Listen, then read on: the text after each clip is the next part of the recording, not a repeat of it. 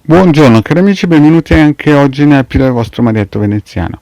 Oggi vorrei fare una pillola in risposta anche a un signore che mi segue e gentilmente ha scritto un suo pensiero sotto al mio video, e quindi vorrei dargli una risposta di come forse mi sono espresso male o spiegato male nel video precedente, nella pillola precedente. Ma prima di fare questo, il vostro marietto vi chiede di iscrivervi al canale di Ildegard Marietto Veneziano e di venirci a trovare nei nostri gruppi Facebook e anche in Telegram, dove al lunedì sera teniamo un percorso esoterico, chiaramente è gratuito. I link sono sotto in descrizione.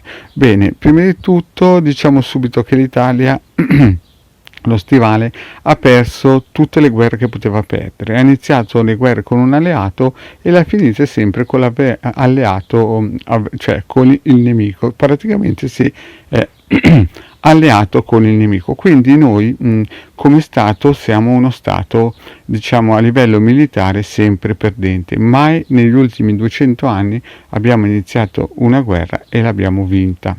Se noi guardiamo i vincitori delle altre guerre, tipo Romania, Polonia, Cecoslovacchia, ad esempio anche Spagna, vediamo che a livello industriale ed economico sono arretrati di noi di grandi passi. Quindi che cosa vuol dire questo? Vuol dire che a livello politico, di equilibrismi politici, l'Italia non è stata seconda a nessuno. Abbiamo sempre avuto uno staff dirigenziale all'altezza della situazione e anche in posizioni nettamente di inferiorità abbiamo sempre ribaltato i nostri risultati. Quindi da questo si può capire che a livello politico agli italiani non insegna niente nessuno. Poi bisogna dire anche una cosa, che quello che vediamo noi oggigiorno è solamente la punta di un iceberg, ma nella realtà i nostri politici in questo momento cercano di, in un certo senso, salvare il salvabile. E perché questo? Per il semplice fatto che 3 o 4 anni fa, tanto per dirne una, per far capire senza mezzi termini cosa sta per arrivare, e quello che state vedendo oggigiorno nell'Italia in questi momenti, che sta facendo un po' tremare tutti i polsetti.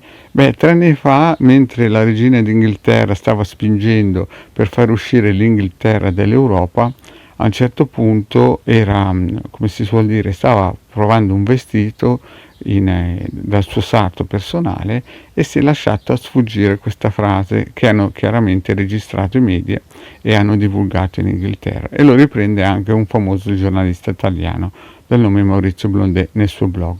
Cioè praticamente a questa regina gli hanno chiesto: ma cosa sta per succedere? E la regina disinvoltamente si è lasciata scappare: la prossima guerra che starà per arrivare, in confronto alla seconda guerra mondiale, sarà come una buca sulla strada.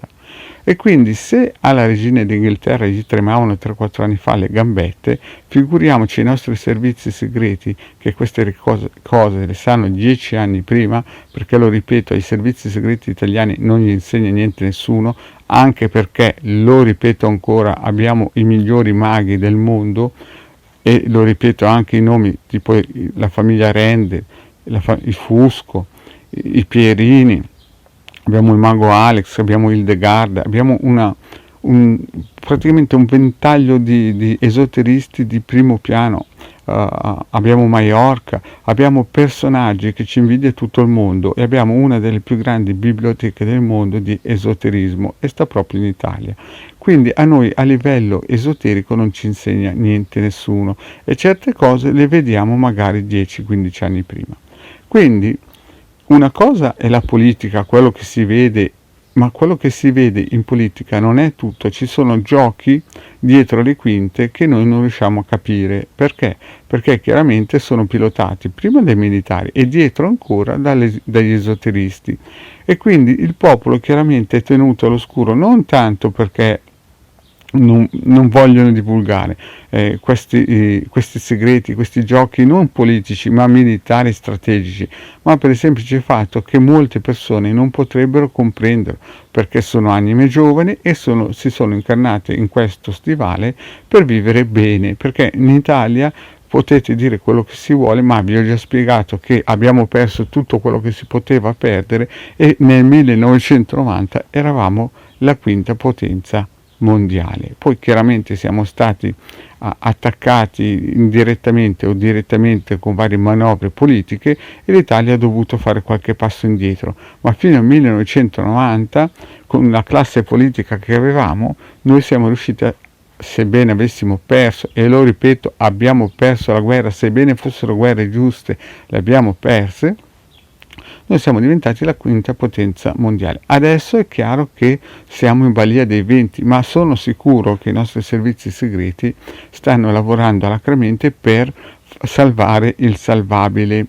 Quelli che non hanno ancora questa visione praticamente vedono solamente la prima faccia della crema, ma purtroppo in politica questi giochi di prestigio si devono fare.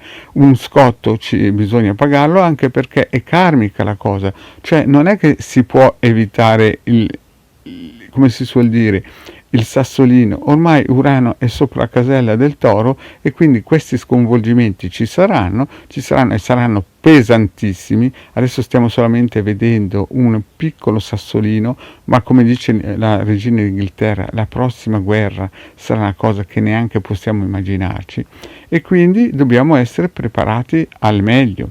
Ve l'ho spiegato, il vostro Marietto ha già fatto dei circuiti radionici e radionici gratuiti nel sito del Capitano, nel book dell'Avvocato Ceratini. È già un piccolo inizio, però è già un piccolo ombrello energetico vibrazionale, e mi sono mosso 5 anni prima di adesso, quindi è chiaro che i politici saranno mossi anche loro 5 anni prima e certe cose le sapevano, solo che purtroppo nella politica bisogna fare qualche gioco di prestigio. Adesso lo stivale è sotto attacco, effettivamente quello che si vede non è certamente una cosa stupenda, ma è quello che si può fare per evitare il peggio. Naturalmente il peggio deve ancora arrivare, e ve l'ho già spiegato, finirà verso il 2026-2029.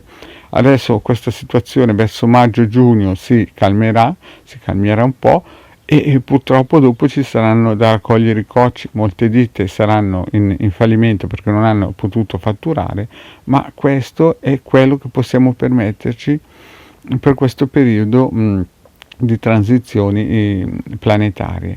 Bene, cari amici, ripeto, se vedessimo solamente la prima parte, quello che si vede, secondo me il signor William Giordano ha ragione perfettamente, ma bisogna anche guardare il fondo dell'iceberg, di che materiale e qualità è fatto, e il nostro fondo del nostro iceberg è di un'ottima qualità e sa benissimo dove deve andare.